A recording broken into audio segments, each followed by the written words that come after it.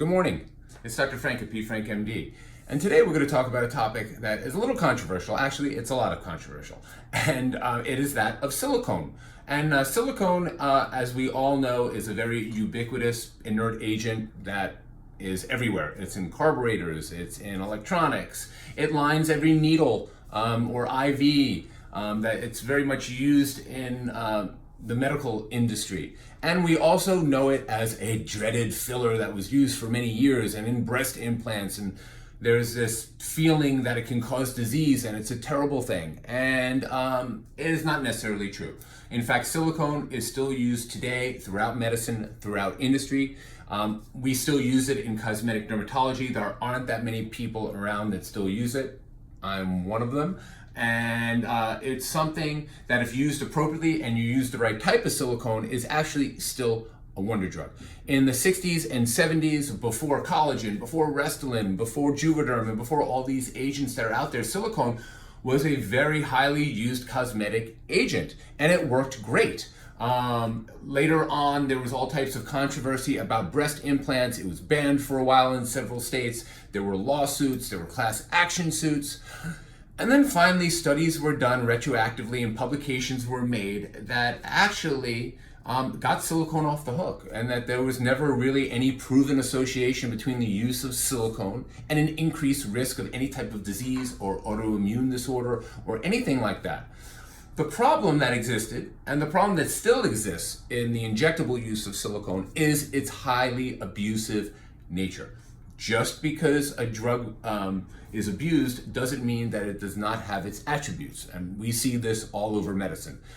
You have to be cautious about how you're using these things. There is an FDA-approved silicone that I've been using since I've been in practice for 20 years. It's called Silicone with a K 1000. It's actually FDA-approved and used in the globe of the eye during retinal detachment. So it's a medical-grade, FDA-approved silicone. I've been using it for 20 years. My mentors, the godfather of cosmetic dermatology, Dr. Norman Orentreich, Dr. Jay Barnett, Dr. Berger, these are kind of the godfathers of cosmetic dermatology, and they're no longer with us, but they did leave this legacy, and I'm here to help with the education of it. So no, you shouldn't be injecting industrial grade silicone in the back of a nail salon into your buttock. But medical grade, FDA approved, used off-label silicone, used in what's called the micro droplet technique, is an excellent filler for acne scars, for micro droplet doses in the lip, for people who've had traumatic accidents and need scar reconstruction. I'm going to start posting some before and afters of some of the work I've done. And although there is no treatment that is without some small degree of risk, I can honestly tell you that I have not seen any sterile medical grade silicone reaction in 20 years. I inject anywhere between 40 and 60 syringes a day of permanent, semi-permanent, and temporary fillers, hyaluronic acid-based fillers in my office. And I gotta tell you, we do see reactions. Allergies occur, lumps and bumps happen. I also see it as a huge referral source to my office for complications. So there is no, just because something is temporary doesn't mean it cannot have serious adverse effects.